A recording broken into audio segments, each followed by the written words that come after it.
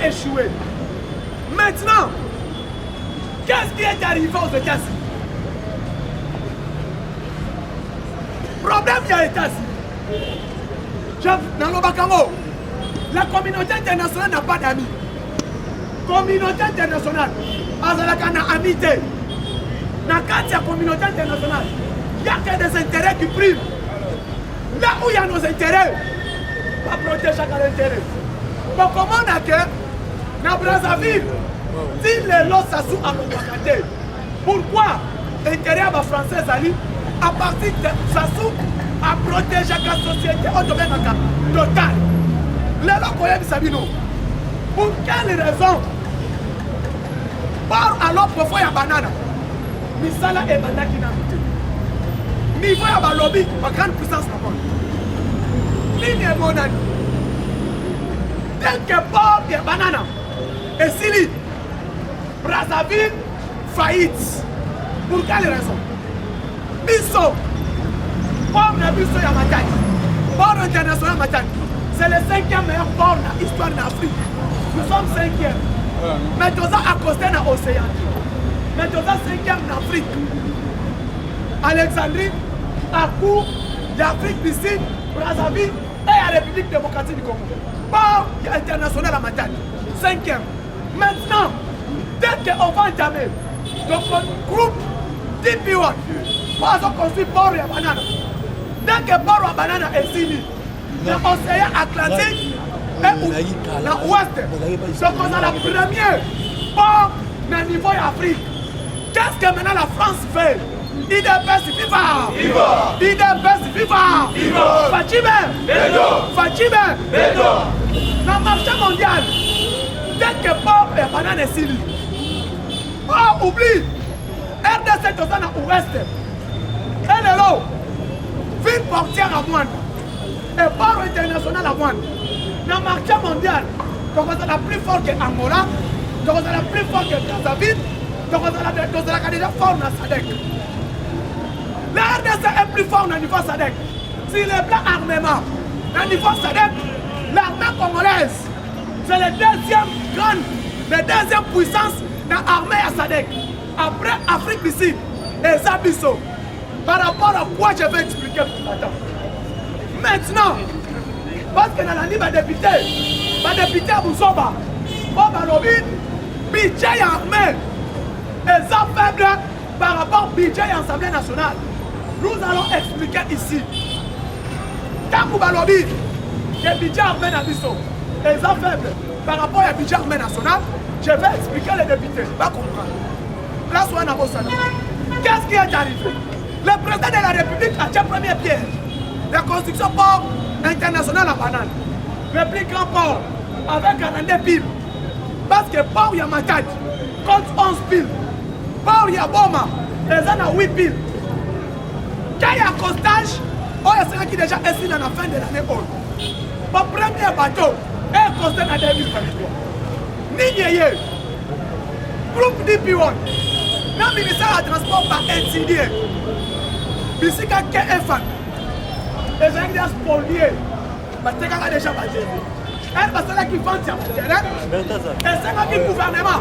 Ils ne savent pas qu'on a battu. Ce qui est bon, la négociation est finie. La RDC a gagné marche. Si quand la France a quitté, donc on suit pas international la banane, et puis France a quitté. Donc raffiner pétrole na biso na banana, pétrole na biso et que la France après bâtir des biso. C'est branché na biso. Maintenant, la France qu'est-ce qu'il fait? Comme la France premier pays, il y a mandat Félix Tshisekedi. Pour eux maintenant, il doit remplacer successeur à Félix Tshisekedi, Bacha Docteur Denis Mukwege. Soit Moïse Katou. Il dépasse viva. Il dépasse viva. Le prix Nobel de la paix. Tant qu'on commis politicien, ils sont grand ou encore au sein de lui, pour tout tailler. Et avec qui médecin, de s'en charger qui n'a été. Mais là, ou quoi qu'il a commis politicien, nous allons l'attaquer. On va attaquer. Il dépasse viva. Sangwa.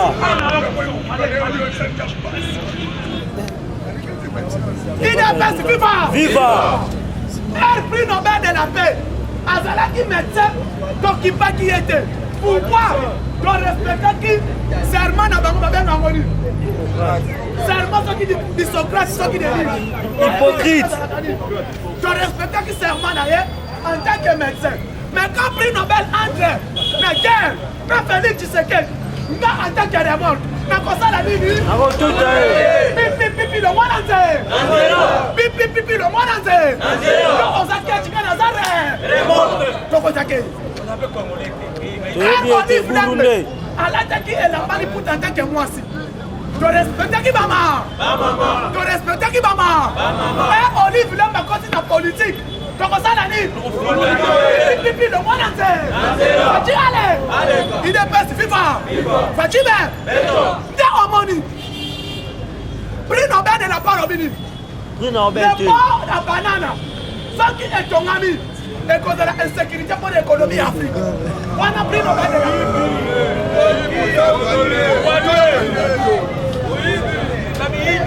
la Tommy Touna.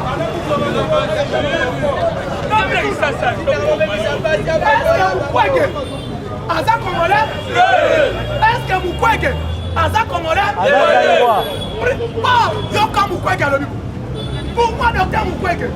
Chassim, doit respecter ton rapport entre Brazzaville et Kinshasa.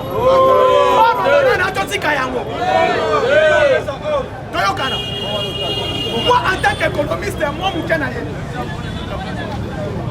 en tant qu'économiste,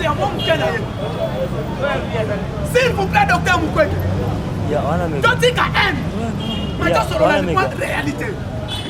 Il est best vivant. Brazzaville, Azana port dans l'océan.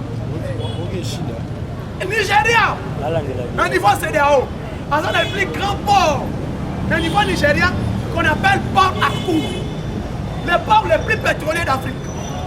Toye Alexandrie, mais au niveau de Ligara, Azana port Ramounen, le plus grand port en Afrique. C'est port Alexandrie aux en Égypte. Naquel Sadek, organisation mobile de Sadek. Port Nabiso, et Angola. Mais port, Maïo est réuni Sadek mobile. Et ça, Océan Atlantique.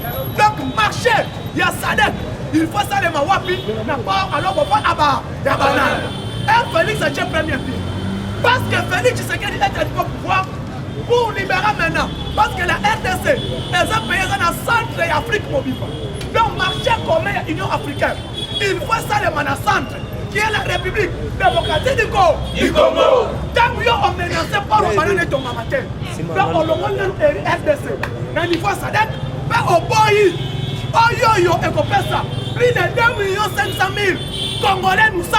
Si quand elle nous voit à soutenir, bon, il n'y a pas de ton mamaté. Pour battre Japon, qui veut dire quoi? Un bateau est costé dans l'île, na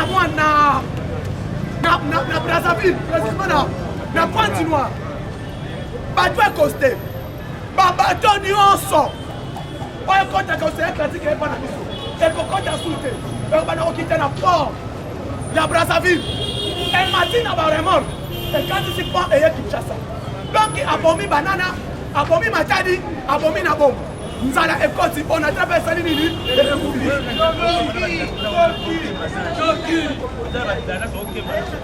Donc, alors, ailleurs, avant samedi, on a un message dans le campus. Il est dit.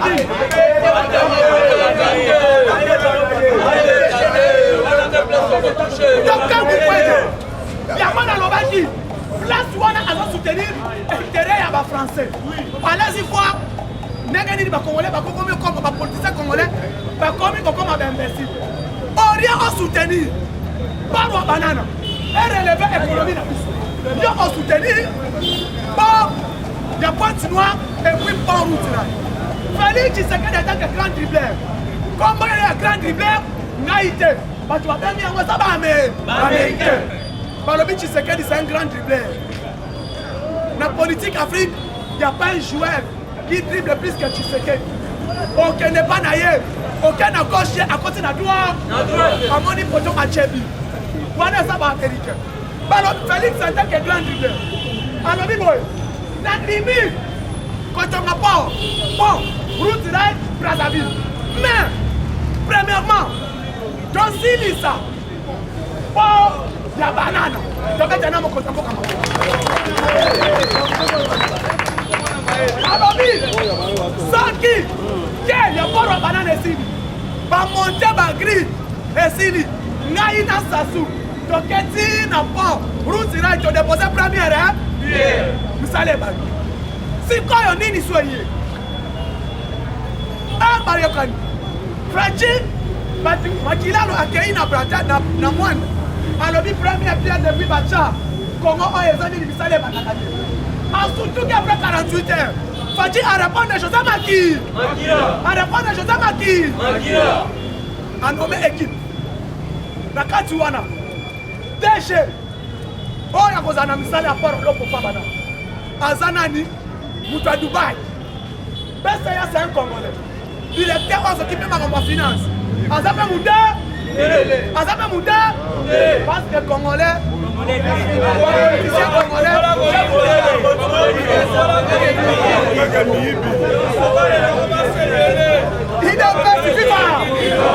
IDPS viva Jacques Olobi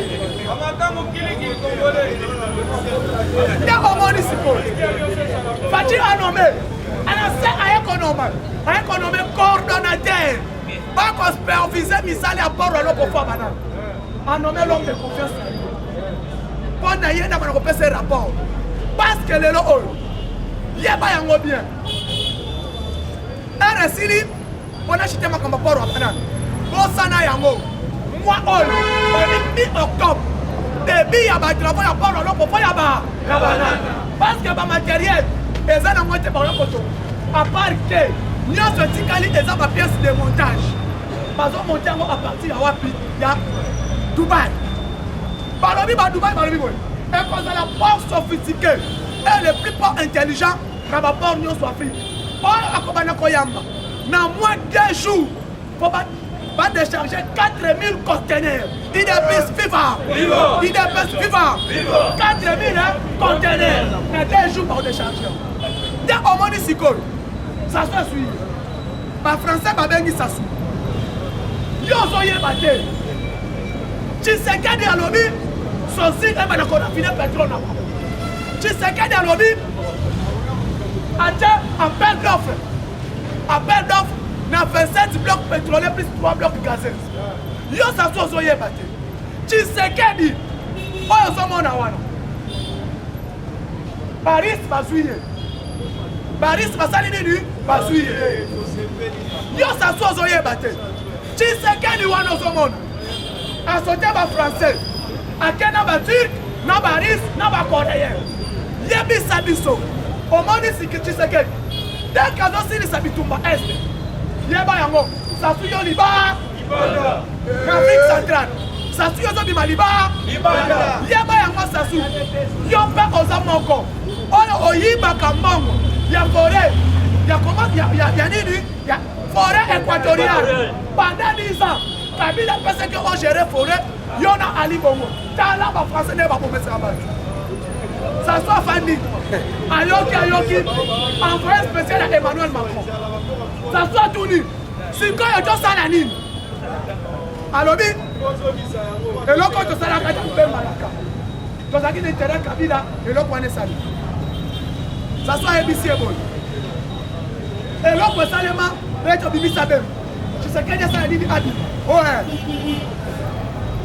Félix ça soit fan alobi mais malheureusement oyo salema n'importe quoi na ya lelo soute ya lelo lisusu fallait salema na ebande aujourd'hui que moi je vous parle Tshisekedi a donc contrôlé armée nyonso à part wana de 2009 à 2012 Tshisekedi oyo bino botinaka bantu bapesaki diplôme ya contre-espionnage na Afrique centrale eza nani bino baaméricain boforma ye na Israël bino baaméricain bosala nini boforma ye wapi na Israël il était formé comme spécialiste ya contre-espionnage na service ya renseignement ya baaméricain baforma ye wapi na Israël Yami Balé a formé plus ou moins 4 arsenals militaires. Et aujourd'hui, l'union se trouve au Tchadi. Tu sais qu'elle dit Aboukia. En même temps, Yépe, Azali, enfant nanga, politiquement, biologique. Félix Tshisekedi Tchilo. Même à raffiner pétrole. Même à Salini, marché à la Salé Manakongo. Et ça fait qu'on a intérêt à Congo Bra. Congo Baza Congo, mais ça fait que ça Congo. Comme un Janama.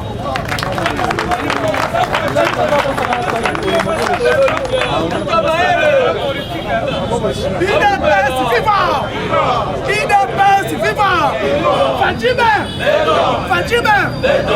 En même temps, Biso Congo Kinshasa, na Congo Brazzaville, tozalaka kaka mboka moko. Oyo kosalema na Congo, yango mpe kosalema na Congo Brazzaville. Nde omoni sasu, bafrançais bake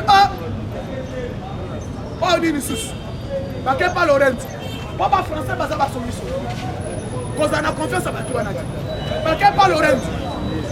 Yo Laurent ozotika, port wana esalema. Et puis, tu sais qu'il y a un raffiné pétrole. Est-ce qu'il y a des bino Angola? Il y a un pétrole à RDC. Allez comprendre. Bino Angola. Il y a un pétrole à RDC. Bino Angola. Vous allez à RDC. Par où on a ce que ça les vit. Pas découvrir que Bation a bino. Et les cas à RDC. Pas qu'on crée les bino des autres. Alors, il y a Angola. Ça là est fort. Tu sais qu'il y a des Malibani. IDPS viva! IDPS viva! Réponse à l'oreille! Réponse à l'oreille! Est-ce que la nation a perdu la RDC? Tu sais qu'il y a un protocole, on a un zanaya!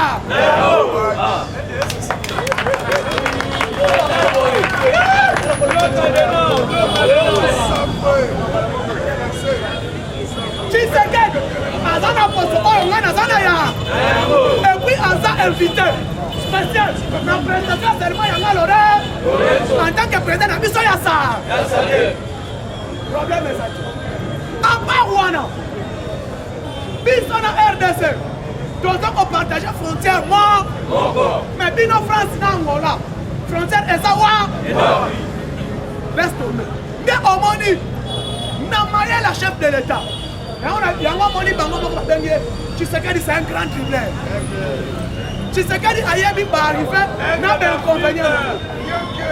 Ce qui n'a pas d'abo.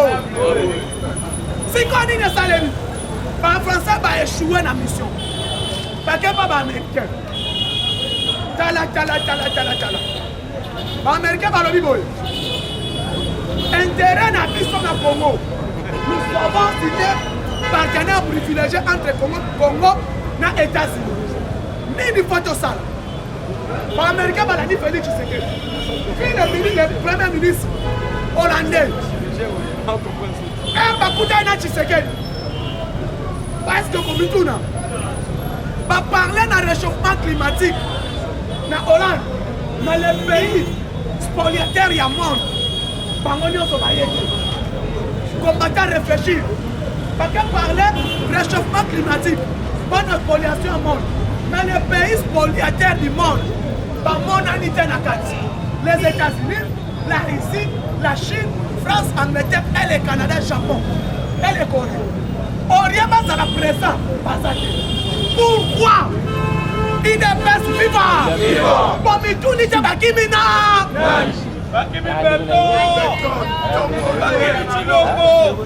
Les pays spoliataires du monde, faut-il accueillir pour parler solution?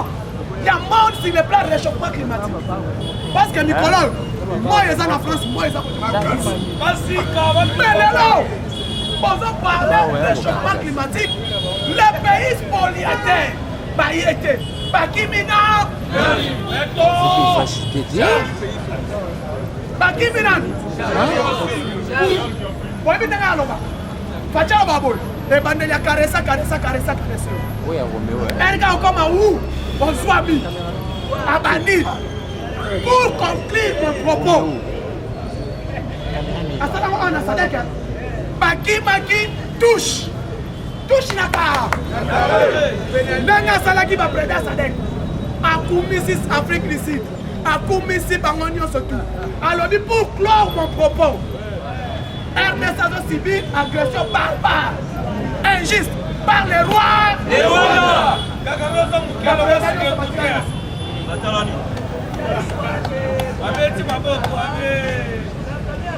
Bayebaki, Poutine ayebaki, Joe Biden ayebaki, Soki Toyaki, tu sais quel discours est dans la même. Malgré Bayete, Batini, ancien secrétaire général des Nations Unies, Malamo Kompati Abedi Massa, alors dit depuis Tokenda qui n'a comme 26, Tinelo, mon père c'est Kanabino Père Eloko, raison pour laquelle Moutou alors dans la piste sous terre, qu'est le réchauffement climatique. Tu produit, pas de exploiter pétrole Yako.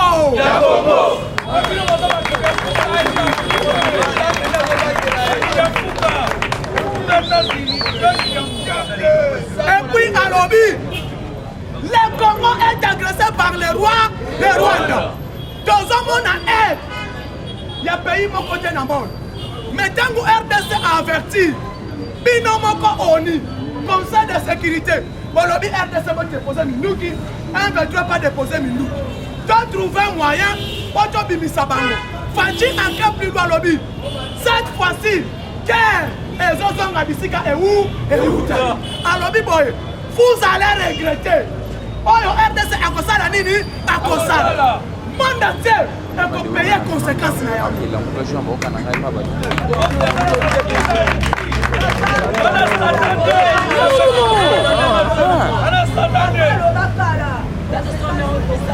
Monde entier, on peut subir conséquences.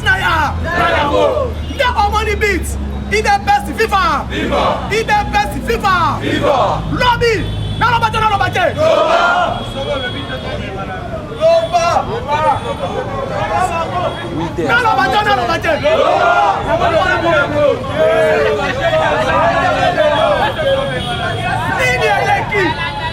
Arrivé à Fachi Lobby. Fachi Koyana Ye. Moutouani Bossozoya. 7h55. Général-major, il y a force armée. Alors, Vitoye, t'as signé coopération. T'as livré Mindou qui n'a pas de Tanamagno.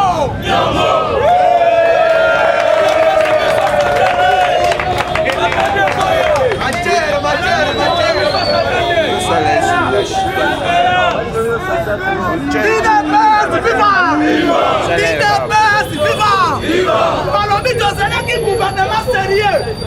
Gouvernement élu sérieux. Et quand on a la République démocratique du Congo, c'est qui gouvernement on a ayé. Donc légaliser ma contrat. Donc on livre dans mon Mindou qui te donne la République démocratique du Congo. Dès en 5 ans, si de la mission des officiers sérieux, Baya, Batala, Marc, Yaba Arme, comment on a un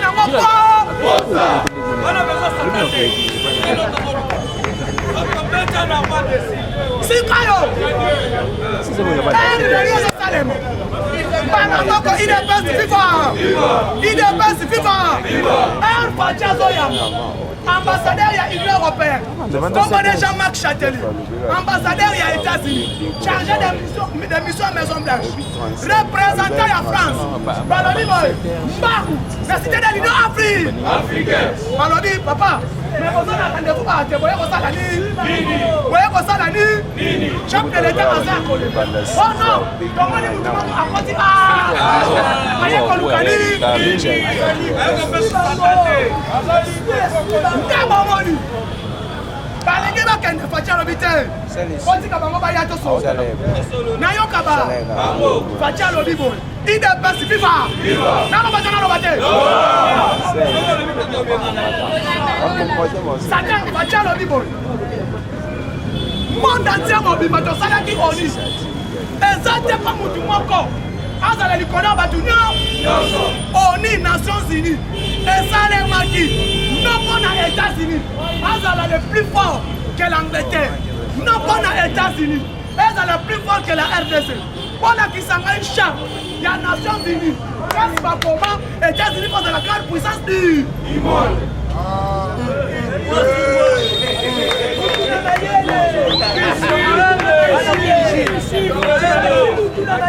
IDPS vivant. Voilà qui s'en va dans chaque Nations Unies. C'est la République démocratique du Congo. Nde omoni Risi Azana Nyongo. Il y a 1965. Il y a une arme à l'époque à Lumumba. Nde omoni Asengi. Abuja